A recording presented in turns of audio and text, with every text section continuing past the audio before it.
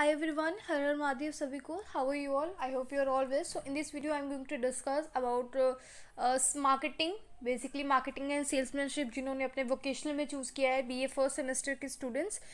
तो this is a part 3 of the video where I am going to discuss the differences between the traditional and the modern marketing. ठीक है, so आइए देखते हैं. Basically जो traditional marketing होता है वो प्रोडक्ट पे ही फोकस करता है, जैसे प्रोडक्ट सेंट्रिक होता है. बट जो मॉडर्न मार्केटिंग होता है वो प्रोडक्ट पे नहीं, वो कस्टमर के नीड्स एंड वांट्स पे फोकस करता है. यानी कि एक जो है वो सिर्फ प्रोडक्ट को बनाने में, उसको सेल करने में ही फोकस करता है. बट जो मॉडर्न मार्केटिंग कॉन्सेप्ट होता है वो कस्टमर को एक किंग की तरह देखता है, क्योंकि कस्टमर के नीड्स एंड वांट्स को मैं सेटिस्फाई करना है. Traditional marketing concept basically objective ही उसका यही होता है कि हम ज़्यादा से ज़्यादा प्रॉफिट कमाएं. लाइक मेरा प्रोडक्ट मैंने बस बना दिया, अब मुझे बस बेचना है इसे कैसे भी, है ना. उसके बाद भले ही वो कस्टमर सेकेंड टाइम मेरा प्रोडक्ट खरीदे ही नहीं, बस मुझे ये चीज़ बेच के अपने पैसे बनाने हैं. This is traditional marketing concept. But modern marketing concept क्या बोलता है कि ऑब्जेक्टिव इसका ये होता है कि कस्टमर की मैक्सिमम सेटिस्फैक्शन करें, ताकि अभी तो वो परचेज कर रहा है ये प्रोडक्ट, इतना हम उसे सेटिस्फाई कर दें कि जो नेक्स्ट टाइम वो प्रोडक्ट वो हमारा परमानेंट लॉयल कस्टमर बन जाए, ठीक है, कंज्यूमर बन जाए, कि वो आए और हमारा ही प्रोडक्ट खरीदे. इतना हमें उसे सेटिस्फाई करना है. ओके. देन है हमारा शॉर्ट टर्म ओरिएंटेड. या traditional marketing concept short term के लिए रहता है, लेकिन modern marketing concept long term होता है. वो जैसे ट्रेडिशनल मार्केटिंग कॉन्सेप्ट में अगर सपोज दैट मेरी ही एक कंपनी है जो कि क्वालिटी कुछ एश्योर नहीं है, कुछ भी उसमें कुछ खास नहीं है, बस मैंने अगर बनाया है प्रॉफिट के लिए कि आज मैं बना देती हूँ और मैं बस सेल कर दूँ कैसे कैसे, मैंने अपने एम्प्लॉयज़ को कह दिया कि आपको इसे कैसे भी बेचना है, और उन्होंने लोगों को चुना लगा कि इसे बेच भी दिया, राइट. तो बस उसके बाद फिर मैं अगर दोबारा भी सेम चीज़ बेचूं तो कोई भी मेरा नहीं खरीदेगा और मुझे क्या होगा, बहुत भारी लॉस होगा. सो दैट इज़ वाई ये शॉर्ट टर्म होता है कि बस हमको बस पैसे चाहिए, उसके बाद काम खत्म, फिर हम रफू चक्कर हो जाने वाले हैं. ओके. लेकिन मॉडर्न मार्केटिंग कॉन्सेप्ट क्या चाहता है, वो अपनी ब्रांच को बढ़ाने के बारे में सोचता है. वो प्रॉफिट तो कमाना चाहता है लेकिन कस्टमर के सेटिस्फैक्शन से, और ये लॉन्ग टर्म होता है. यानी ये चाहता है कि हमारा बिजनेस जो है बिल्कुल स्टेबल रहे, प्रॉफिट अर्न करे और ग्रोथ भी करे. ठीक है. एंड जो ट्रेडिशनल मार्केटिंग कॉन्सेप्ट होता है वो बेसिकली उसमें प्रमोशनल एक्टिविटी इतनी नहीं होती है ना. ना ही वो टीवी ऐड दिखाएंगे, नहीं कुछ करेंगे, राइट. और ना ही वो कहीं भी इशू करेंगे, बस खाली वो जाके ऐसे एरिया में वो उसे सेल कर देना जहाँ पे लोग उतने ज़्यादा, मतलब जैसे अब मान लो कोई इलिटरेट पर्सन है, वो इन सब चीज़ों में झांसे में आ जाएगा. लेकिन कोई लिटरेट पर्सन है जो पढ़ा लिखा है, उसके पास खुद का सेंस है, कॉमन सेंस है कि क्या खरीदना चाहिए क्या नहीं, क्या क्वालिटी मैटर करती है उसके लिए, तो वो ये चीज़ नहीं खरीदेगा. ठीक है. ट्रेडिशनल मार्केटिंग, तो दैट इज़ वाई लोग प्रमोशनल एक्टिविटी इतनी यूज़ नहीं करते, बिकॉज प्रमोशनल एक्टिविटी वही पर्सन यूज़ करेगा जिसको अपना लंबे समय के लिए बिजनेस चलाना है. और ये क्या है, बहुत सारे प्रमोशनल एक्टिविटीज़ यूज़ करते हैं, जैसे कि बिल बोर्ड्स लगाते हैं ये लोग, पैम्पलेट्स वगैरह करते हैं, न्यूज़पेपर में ऐड देते हैं, टीवी में ऐड देते हैं, रेडियो वगैरह में, बहुत सारी जगह पे. ठीक है.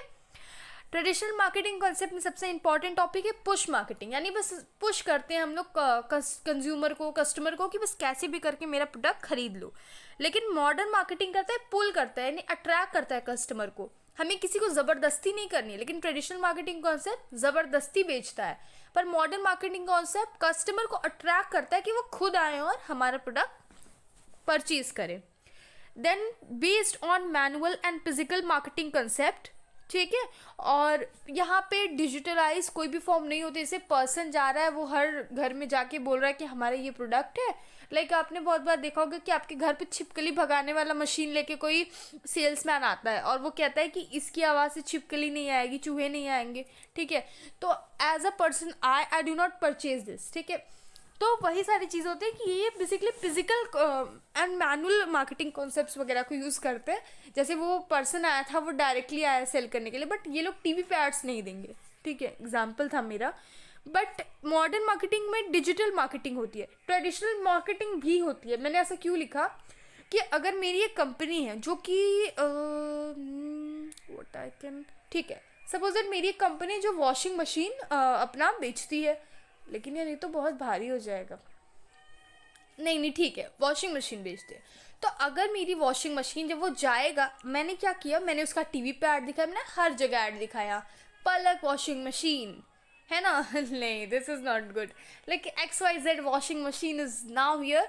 सो बहुत ही अच्छे से ये कपड़े वॉश करता है। मैंने इसे टीवी में ऐड दिखा दिया, हीरो हीरोइन को भर लिया, नॉर्मल पर्सन को भी भर के बहुत सारे एड्स बनाए और उसको टीवी पे शो कर रहे हैं, मोबाइल में यूट्यूब के एड्स पे शो कर रहे हैं, हर जगह।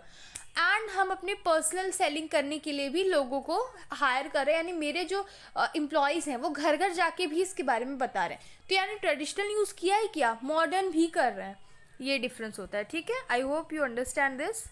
देन देखिए, देखो, it is a narrow concept right now. Still you can say narrow concept one sided and modern marketing is a broad concept. I think this is a spelling mistake. It is narrow, not arrow. I'm so sorry, guys. Traditional marketing concept छोटा concept है, narrow concept है, but modern marketing is very wide, very broad. ठीक है? And then है हमारा segments are developed. Segments देखो, market division होता है ना, जैसे सेगमेंट हम कहते हैं मार्केटिंग सेगमेंट्स, तो वो एक डिवीजन होता है, ठीक है। लाइक जब मैं अपने 12th का बिजनेस स्टडीज़ का जब मैं प्रोजेक्ट बना रही थी, I am very in love with the business studies subject, मुझे बहुत अच्छा लगता था। So I went to 2 malls, of course मैं नाम नहीं लूँगी, वहाँ पे मैं गई, मैंने अपने प्रोजेक्ट के लिए जो भी मुझे टॉपिक मिला था उसके लिए मैंने रिसर्च एज अ रिसर्च ही समझ लो, क्योंकि मैं गई, उनसे बहुत सारे क्वेश्चन पूछी, वहाँ के मैनेजर से मैंने बात की और दोनों ने बहुत अच्छे से मुझे ट्रीट भी किया। दैट्स वाई अपने प्रोजेक्ट बनाने में मुझे काफ़ी ज़्यादा अच्छा लगा, राइट। और वहाँ पे बहुत सारी चीज़ें पता चली जिसमें मुझे उस टाइम पे मार्केटिंग सेगमेंट के बारे में पता चला, क्योंकि उन्होंने अपने मार्केटिंग सेगमेंट्स के बारे में बताया कि वो किस टाइप के डिवीजन करते हैं, ठीक है। और उन्होंने लेवल्स भी बताया, उन दोनों मॉल के मैनेजर ने लेवल्स बताया जो कि ले दे के सिमिलर लग रहे थे, राइट। बहुत ही माइनर डिफरेंस था, बिकॉज जो मैक्सिमम तो वही सारी चीज़ें फॉलो करे। तो इस चीज़ को मानने मैंने कंपैरिजन भी किया अपने फाइल वगैरह में, जो भी मैंने असाइनमेंट वगैरह बनाई थी। तो that is something which is memorable because I have gone through all this, I have got this experience too, because I have talk to the people and gather the information, ठीक है। सो अब देखते हैं हम कहाँ में चले गए। Segments are develop by product portfolio ना, प्रोडक्ट के बेसिस पे हम अगर मार्केट को डिवाइड करते हैं, that is called market division on the basis of geographical area, ठीक है। कस्टमर के जोग्राफिकल एरिया के बाद में हम प्रोडक्ट को अगर हम लोग वो कर रहे हैं, बना रहे हैं, लाइक डिवाइड कर रहे हैं। और जो मॉडर्न मार्केटिंग होता है वो क्या करता है, वो differences between the customer, it is very important topic. Like I think that if there is an area, like हम जोग्राफी की अगर बात कर रहे हैं यहाँ पे मार्केट डिवीजन में, सपोज दैट यूपी के लोगों को यूपी के लोगों को कुर्ता बहुत पसंद है, ठीक है। So I develop my product according to the people whatever they like in UP, ठीक है। तो मेरा जो प्रोडक्ट का डिवीजन होगा, मेरा प्रोडक्ट का डिवीजन होगा वो कस्टमर के नीड्स पे होगा, कि अगर वहाँ पे बॉयज़ को कुर्ता पसंद है, गर्ल्स को जो है कुर्ती पसंद है एग्जाम्पल, तो मेरा प्रोडक्ट उसी अकॉर्डिंग बनेगा, हम उन्हीं को टारगेट करेंगे। मैं ज्योग्राफी के अकॉर्डिंग डिवाइड कर रही हूँ, बट कस्टमर के अकॉर्डिंग डिवाइड कर रही हूँ, नॉट अ प्रोडक्ट। लाइक मैंने आग बनकर कह दिया कि मैं यूपी में शूज़ बेचूंगी, एमपी में मैंने कुर्ता बेचना है, इस तरीके की चीज़ें, ठीक है। ये एक था मेरा, बट यहाँ पे हम लोग क्या कर रहे हैं, कस्टमर के अकॉर्डिंग हम डिवाइड कर रहे हैं। लाइक अब हम बोलें कि महाराष्ट्र में लोगों को मराठी स्टाइल वाली साड़ी वगैरह बहुत पसंद है, वहाँ पे जो है बहुत सारा फंक्शंस होते हैं, वहाँ पे भी कुर्ता हम लोग बेचेंगे। तो मैंने सेगमेंट्स बनाए, मैं कस्टमर के नीड्स को जानी कि अच्छा वहाँ के पीपल जो है गणेश चतुर्थी मनाते हैं, एंड वहाँ पे गणपति बप्पा जो है बहुत ज़्यादा फेमस है, तो उनके फेस्टिवल में जब सब लोग जाते हैं तो किस तरह का ड्रेस पहनना पसंद करते हैं, गरबा में वहाँ पे सब लोग सेलिब्रेट करते हैं, तो उस वक्त कौन सा मुझे करना चाहिए। ये बहुत सारे एग्जांपल्स हो सकते हैं। तो मैंने सेगमेंट कस्टमर के अकॉर्डिंग किया कि गर्ल्स को क्या पसंद है, बॉयज़ को क्या पसंद है। तो ओल्ड पीपल हैं वहाँ पे, वो उनको भी तो चाहिए होगा, तो वो उस वक्त क्या पहनते होंगे। तो ये सब रिसर्च का एक टॉपिक है, उसके बाद मैं सेगमेंट करूँगी ना। देखिए थर्ड क्या है, स्टक इन एग्जिस्टिंग मार्केट। अब ट्रेडिशनल मार्केटिंग कॉन्सेप्ट तो पहली बात है कि वो शॉर्ट टर्म होता है और वो एक ही जगह पे चिपका रहता है, स्टक रहता है ना। दैट मीन्स कि अगर मैं मान लो यूपी में अपना स्टोर खोली हूँ, यूपी में मेरा कोई बिजनेस है, तो मैं बस यूपी में ही रहूँगी न, मुझे नहीं शौक पड़ेगा कि मैं एमपी में भी चल जाऊँ, मैं इधर भी चल जाऊँ, मैं उधर भी चल जाऊँ। लेकिन मॉडर्न मार्केटिंग कॉन्सेप्ट अगर कोई फॉलो कर रहा है तो वो क्या करेगा, वो चाहेगा कि उसका जो है ग्रोथ हो, दैट मीन्स यूपी में हो, एमपी में हो ना, हर जगह हो, ठीक है। Yes, UP, MP, Bihar, Jharkhand, Andhra Pradesh, ठीक है, हर जगह पे हो। जैसे अगर एक स्कूल होता है वो बहुत ज़्यादा फेमस है, या फिर कोई भी कॉलेज है बहुत ज़्यादा फेमस है, तो उसके ब्रांचेस आप देखते हैं कहाँ कहाँ होता है। लाइक एग्जांपल लेती हूँ, XYZ school Rampur, XYZ school Ayodhya, XYZ school this, और सेम स्कूल का नाम बस जो है प्लेस प्लेस डिफरेंस से कर रहा है, दैट इज कॉल्ड ट्रेडिशनल। मैंने एक स्कूल का एग्जांपल लिया but still it is modern. Like वो अपने गोल को इतना परफेक्टली रखा है कि वो ग्रोथ तो कर ही रहा है, लेकिन इतना यू you नो अपने आप को हर जगह अपना पोटेंशियल मार्केट फाइंड करने की कोशिश कर रहा है, एक ही जगह चिपका नहीं हुआ है, ठीक है। हमेशा वो फाइंड करते रहता है कि अगर मेरा इस एरिया में अभी तक स्कूल नहीं खुला है, एग्जाम्पल मैं ले रही हूँ स्कूल का, तो अब मैं उस एरिया में कैसे ओपन करूँ, मैं वहाँ पे क्या फैसिलिटी दूँ कि पीपल यहाँ पे आए, एडमिशन कराएं अपना अपने बच्चों का। Okay, then based on production and selling concept, जो ट्रेडिशनल मार्केटिंग कॉन्सेप्ट होता है वो प्रोडक्शन और सेलिंग, यानी हम अपना प्रोडक्ट बनाए, हमने उसे सेल किया, इसी दो चीज़ों पे ये फोकस करता है। लेकिन मॉडर्न मार्केटिंग कॉन्सेप्ट क्या होता है, सोशल एंड सेलिंग कॉन्सेप्ट पे बेस होता है, ठीक है। Like based on social and selling concept, ये क्या आता है, ये सेटिस्फैक्शन के भी हेल्प, मतलब सेटिस्फैक्शन यूज़ करता है, फिर प्रोडक्ट बनाता है इसके अकॉर्डिंग कि कस्टमर को क्या चाहिए, नीड एंड वांट के अकॉर्डिंग, फिर उसको बनाता है, उसमें वो सारी क्वालिटीज़ डालता है जो कि कस्टमर को चाहिए था, देन उसे बेचता है, और उसके बाद ऐसे फैसिलिटी उसे प्रोवाइड करता है कि वो उसका लॉयल कस्टमर बन जाए। Okay, now let's talk about the importance of marketing. Marketing की क्या इंपॉर्टेंस है, हमारी जो नीड्स एंड वांट्स है, ठीक है, मार्केटिंग अगर कोई कर रहा है तो अगर as a normal person I talk, तो मेरी तो ज़रूरतें पूरी हो रही है ना, तो meet customer needs and wants. Okay, ठीक है। Ensures organisation survival, profit, growth and reputation, यानी बेसिकली इन मार्केटिंग का बड़ा इंपॉर्टेंस है एक बिजनेस में, बिजनेस के लाइफ में जो भी पर्सन है, क्योंकि ये पहले तो हमें सर्वाइवल, यानी जब भी हम कभी अपना कुछ भी ओपन करते हैं तो हमारा पहला मोटो ये रहता है कि हम सर्वाइव करें, क्योंकि आज के टाइम पे सर्वाइव करना ही इज़ वेरी डिफ़िकल्ट, ठीक है। तो हम क्या चाहते हैं, हम पहले सर्वाइव करें, प्रॉफिट कमाएं, देन हम ग्रोथ करें, और हमारी रेपुटेशन, गुडविल, ये सब तो हो ही जाएगी, ठीक है। वाइडर मार्केट, वाइडर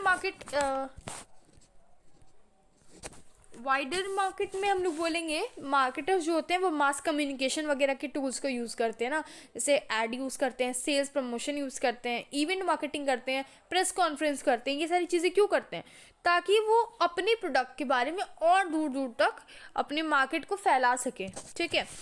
देन हमारे हैं अडेप्टिंग राइट प्राइस, सही प्राइस को रख सके, adapting right price according to competitor to.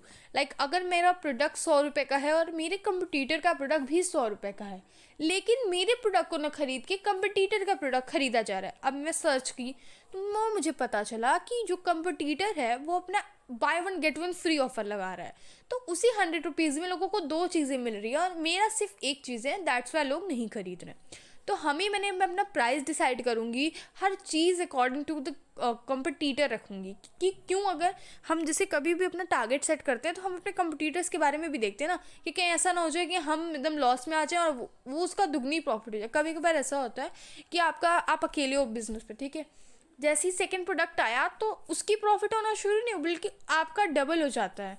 ये सब रीज़न इसलिए होता है बिकॉज आपने लॉयल कस्टमर बनाए होते हैं, और वो लॉस फेस करके वो एकदम वाइंड अप हो जाता है, ठीक है। Adapting the right price, better product offering, like हम लोगों का inform competitor, unique product from the competitor, like हम अपने कंपटीटर को क्या करेंगे, जैसे कंपटीटर से अच्छा प्रोडक्ट अगर ऑफर करेंगे तो पीपल अपने आप अट्रैक्ट हो जाएगी, राइट, कि अगर मेरा कंपटीटर इतना अच्छा उसकी सेलिंग होती है तो मैं उससे अच्छा प्रोडक्ट बनाऊँ तो मेरी डबल सेलिंग हो जाएगी ना, ठीक है, डबल जो है पीपल मेरे परचेज करेंगे प्रोडक्ट को। दिस इज कॉल्ड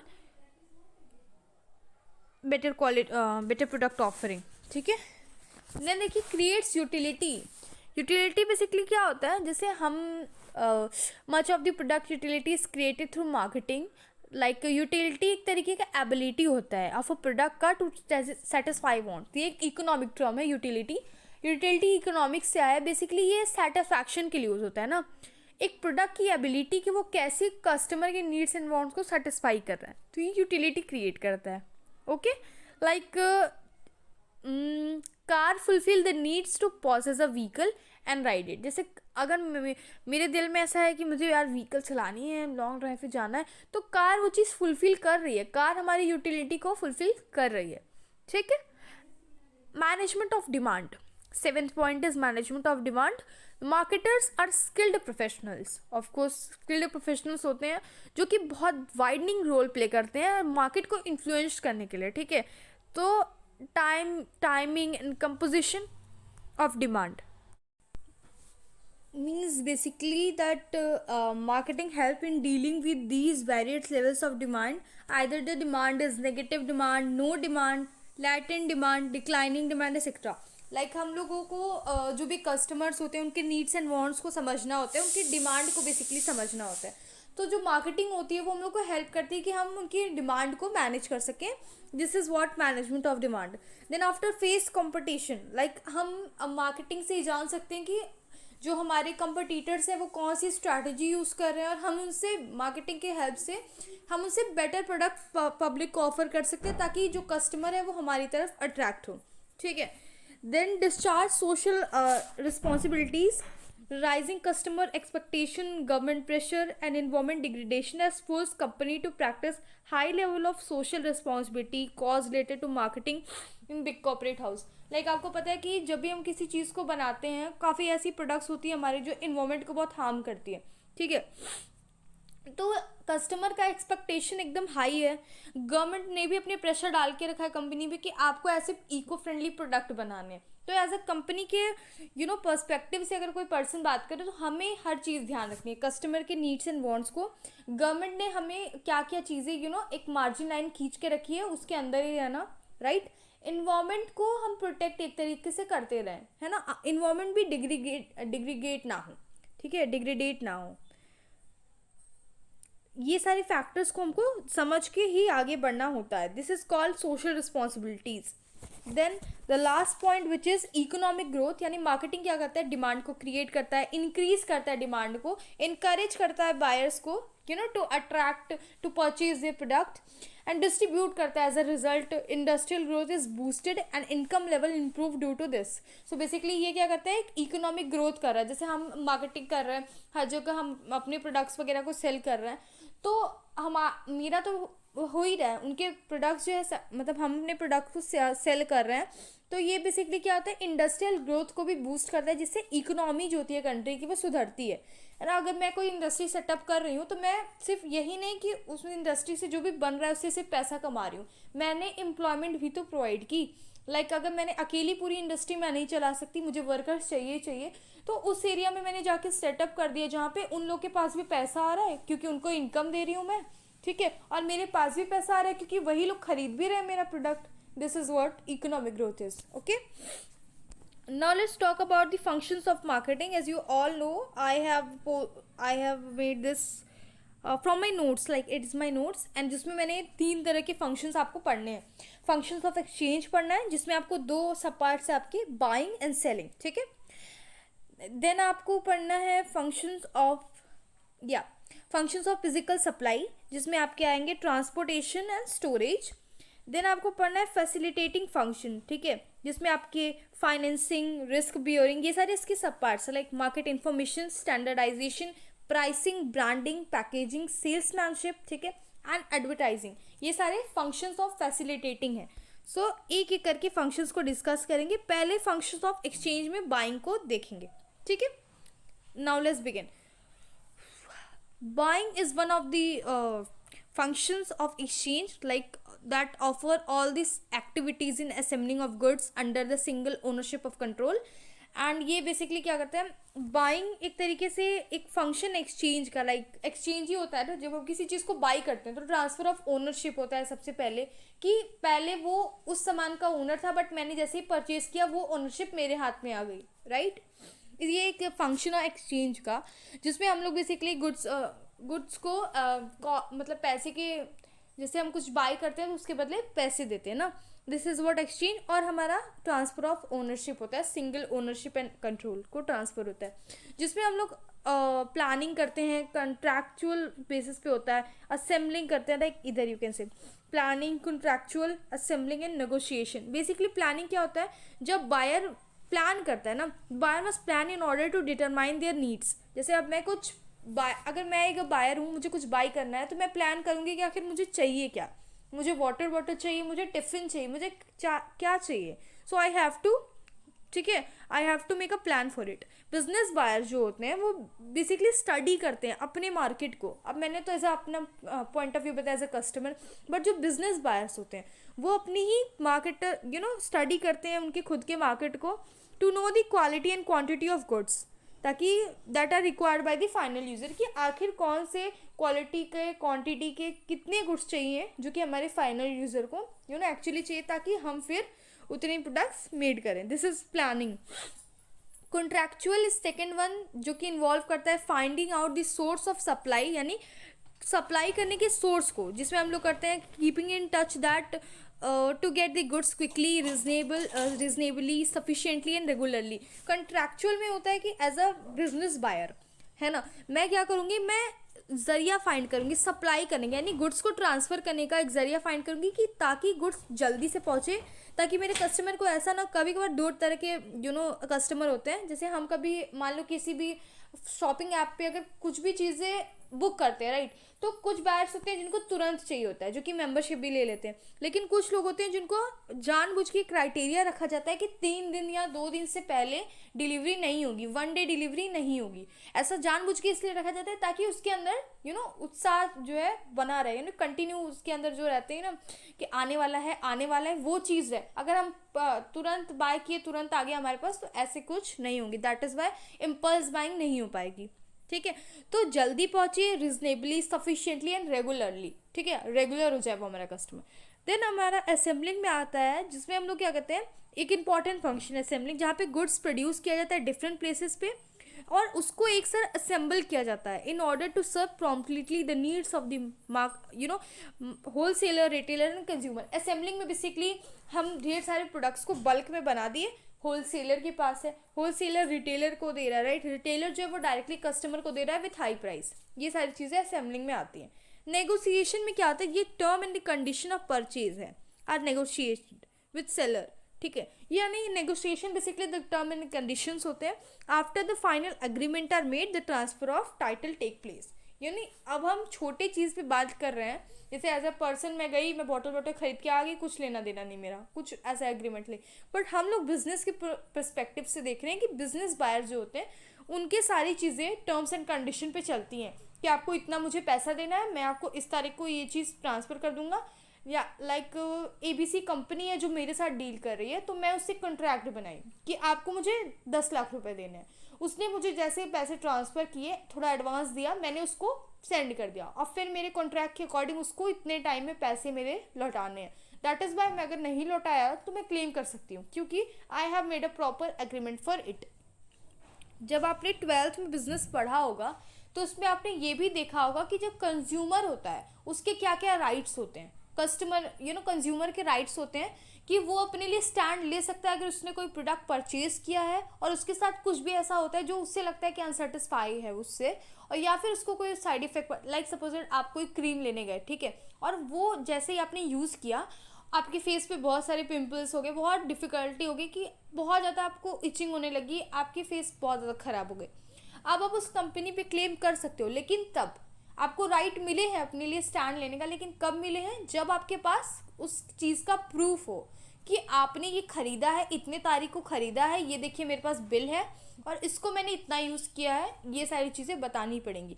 नहीं तो ऐसे तो हर पर्सन जाके बोल दे हर एक कंपनी को कि मैंने इसका प्रोडक्ट ख़रीदा और मेरे फेस पे ये सब हो गया, है ना। दैट इज़ वाई हमारे प्रूफ वेरी नेसेसरी।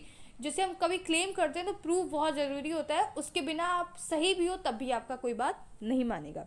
ये सब नेगोशिएशन होता है, ठीक है। This is selling, I am so sorry, this is selling not a buying, I have made this but I am so sorry, this is selling, ठीक है। इसको हटा देती हूँ मैं ताकि आपको सेलिंग ही दिखाई दे। सेलिंग में क्या होता है, अब आपको पता है ये बेचना, इसमें push the commodity to buyer at profitable price, यानी हम सेल करते हैं। सेलिंग क्या यूज़ करते हैं पता है? पुश स्ट्रैटेजी, यानी कि हम बेचना है। जैसे अब कोई सेल्स मैन आता है आपके पीछे ही पड़ जाता है, सर ये वाला सामान लीजिए ना सर, ये बहुत ज़्यादा अच्छा है, अरे सर आपके ऊपर बहुत ज़्यादा अच्छा लगता है। लाइक कभी आप कोई कपड़े में कपड़े की दुकान पे जाते हो या फिर कहीं भी जाते हो, तो बेसिकली ये दुकान पे ज़्यादा देखने को मिलता है। मॉल में तो कोई नहीं पूछता है, आप जो भी जाओ पसंद करो लेके चले आओ। तो वहाँ पे आप जैसे ही ड्रेस उठाएं, वाह ये तो आप पे बहुत ज़्यादा अच्छा लगेगा, मैम आप इसमें बहुत अच्छी लग रही हैं, सर आप इसमें एकदम मस्त एकदम हीरो लग रहे हैं। ये सारी चीज़ें वो क्यों करता है? बिकॉज वो आपको पुश करता है, आपको इतना बढ़ा चढ़ा के बोलता है ताकि आपको लगे सच में कि अरे हाँ ये वाला ड्रेस तो सच्ची में अच्छा लग रहा है, और आप उसको लेके चले जाएं। सेलिंग पुश स्ट्रेटजी यूज़ करती है। ये बेसिकली 4 इसमें इंक्लूड होता है। बेसिकली प्रोडक्ट की planning, contractual, demand creation and negotiation. सब आपको फिर से वही सारे टॉपिक्स हैं जिसको मैं अभी डिस्कस करके बताती हूँ। देखिए प्रोडक्ट प्लानिंग होता क्या है?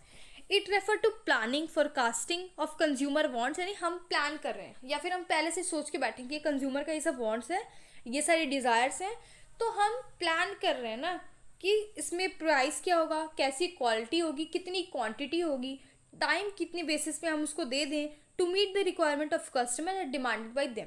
यानी बेसिकली प्रोडक्ट प्लानिंग में हम प्राइस यानी प्रोडक्ट की हम प्लानिंग करें कि प्रोडक्ट हमारा कैसा हो, उसकी क्वालिटी कैसी हो, कितनी क्वांटिटी में नीड हो, प्राइस कितना है जिससे हमें प्रॉफिट भी हो जाए और उसको भी ज़्यादा ना लगे, यानी उसको, दैट मीन्स कस्टमर, ठीक है, कंज्यूमर। देन सेकेंड है कॉन्ट्रैक्चुअल। यहाँ पे बेसिकली जो सेलर होता है, in this function the seller finding out and locating the customers and establishing and maintaining the relationship with them. इसमें कॉन्ट्रैक्चुअल का मतलब थोड़ा सा अलग है। लाइक प्रीवियस वन में हमने कॉन्ट्रैक्चुअल का मतलब सोचा कि सोर्स ऑफ सप्लाई क्या होगी, राइट?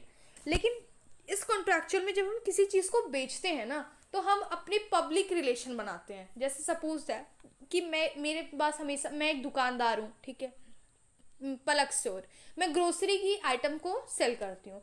मेरे पास एक कस्टमर आया जो कि पहली बार मेरे कस्टमर बना था, पहली बार। उसने क्या किया, वो अपना उसका वॉलेट चोरी हो गया, एग्जाम्पल मैं दे रही हूँ। तो मैं उसको नहीं जानती, बट स्टिल अगर मैं उससे कहूँ कि आप सर लेके जाइए, वो बहुत मुझसे रिक्वेस्ट किया कि मेरा वॉलेट खो गया है और मैं आपको पक्का पैसा ला के दे दूंगा, मेरा यहाँ घर है, आप देख लीजिए, ये वो सब कुछ उसने बोला। एंड मैं बहुत ईजिली मान गई। मैंने कहा कोई नहीं, आप इसके बदले पैसा बाद में लेके चले जाना, ठीक है। मैंने उसका नाम लिखवाया, ईजी हो गया।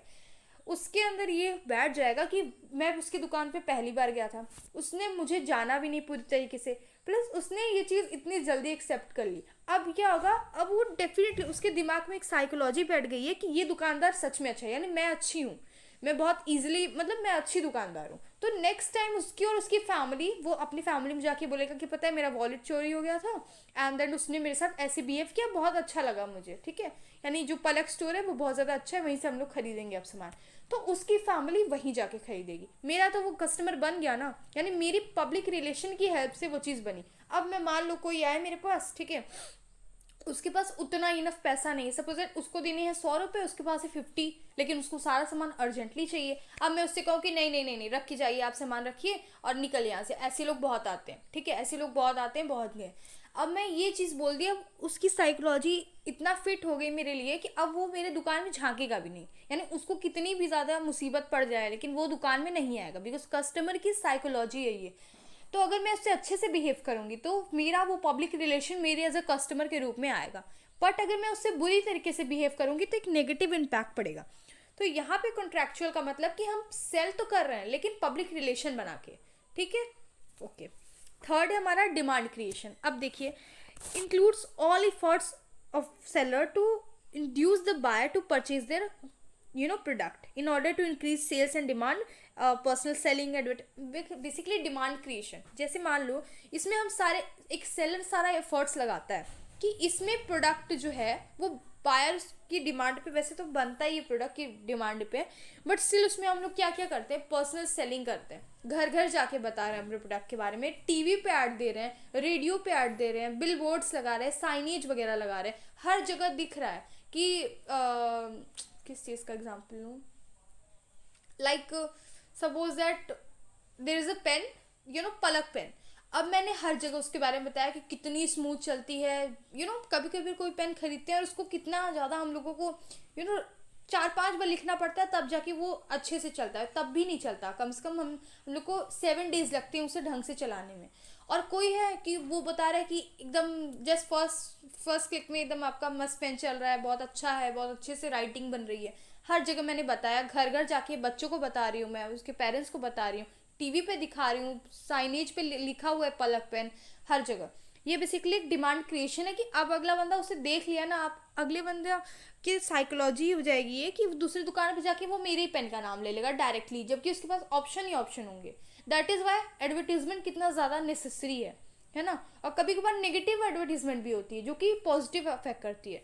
लाइक एग्जांपल देती हूँ जिससे जो अब आप समझ जाओगे, बट आप कहेंगे कि मैम जो है प्रमोट कर रही है किसी भी ऐप को, यू नो फूड ऐप को, बट ऐसा कुछ नहीं है। जैसे आप कभी मान लो स्विगी या फिर जोमेटो वाला होता है, वो नेगेटिव डिमांड मतलब नेगेटिव एडवर्टाइजमेंट करता है ना, कभी तो घर का खा लो, ऐसा आपको मैसेज करके आएगा, है ना, वी आर मिसिंग यू, ये सारी चीज़ें वो क्यों करता है, क्योंकि ताकि आपको वो याद दिलाता है कि भाई हम भी हैं, है ना। अब वो अगर लिख रहा है अरे कभी तो घर का खा लो, दैट मीन्स आप क्या बोल रहे हो, आप अब मान लो मैं फर्स्ट टाइम उस पर मैं गई, फर्स्ट टाइम मैंने जोमेटो डाउनलोड किया, अब उसमें आ रहा है कभी तो घर का खा लो। अब मैंने सोचा मतलब इसका हमेशा से ही इसको सब लोग मतलब इसका हमेशा से सब लोग बुक करते हैं, डिलीवरी वगैरह होती रहती है क्योंकि बहुत ज़्यादा फ्रीक्वेंट है, तो दैट मीन्स लोग इसे कितना ज़्यादा परचेज करें, तो ये लिख रहा है कि कभी तो घर का खा लो। ये उसने जानबूझ के ये सब किया, ये एक नेगेटिव चीज़ें बताएं जिसका अफेक्ट उसे पॉजिटिव आ रहा है। इससे क्या होगी, आप खुद ही खरीदने लगोगे, आप कहेंगे अच्छा मैं बर्गर बुक कर देती हूँ, पिज़्ज़ा बुक कर देती हूँ, सब कुछ बुक कर रही हूँ, ठीक है। ये होता है ऑर्डर कर रही हूँ मैं, बुक तो प्रोडक्ट के होते हैं। Demand creation. नेगोशिएशन देखिए होता क्या है, नेगोशिएशन अब वहाँ पे नेगोशिएशन का मतलब था terms and condition, but selling में अगर नेगोशिएशन की बात करते हैं तो उसमें एक term of quality, quantity, price, time, mode of transport, payment etcetera made with a prospective buyer. तो नेगोशिएशन में यहाँ पे प्रोडक्ट का हर चीज़, यानी प्रोडक्ट की प्राइस, प्रोडक्ट की क्वांटिटी, प्रोडक्ट की क्वालिटी, प्रोडक्ट का ट्रांसपोर्ट कैसे हो रहा है ना, यानी कैसे हम सामान को भिजवा रहे हैं, प्रोडक्ट की टाइमिंग क्या होगी, कितने टाइम में उसे सेंड करवा रहे हैं, ये सारी पर्सपेक्टिव है विद द बायर, ठीक है। पर्सपेक्टिव बायर जो भी हमारा है उसके साथ हम ये सारी चीज़ें बेसिकली टर्म है, ये भी एक टर्म है, बट स्टिल इसमें अलग चीज़ आ रही है, उसमें हम सिर्फ कॉन्ट्रैक्ट कर रहे हैं, बट यहाँ पे हर चीज़ प्रोडक्ट के बारे में एवरीथिंग, बिकॉज यहाँ पे हम सेलिंग कर रहे हैं ना। तो अगर हम मतलब अभी हम बना लिए, उसके घर पे भेज दिए, फिर हम कह रहे हैं मुझे तो इतना पैसा चाहिए, ऐसा आप नहीं बोलते हो। जब आप कहीं भी, जैसे मैं एज आप एक प्रोडक्ट खरीदने जाएंगे तो आप पूछेंगे ना इसकी कॉस्ट कितनी है, या फिर जब आप एकदम अपने घर लेके चले आएंगे और अचानक से आपको पता चला ये तो 1000 रुपये का है, फिर आप कहेंगे अरे बाप रे, तो इससे बेटर था मैं उसका प्राइस पूछ के ही ले आया होता। ये एक एग्जाम्पल था, टिपिकल एग्जाम्पल, बट स्टिल ठीक है। Now let's talk about the functions of physical supply.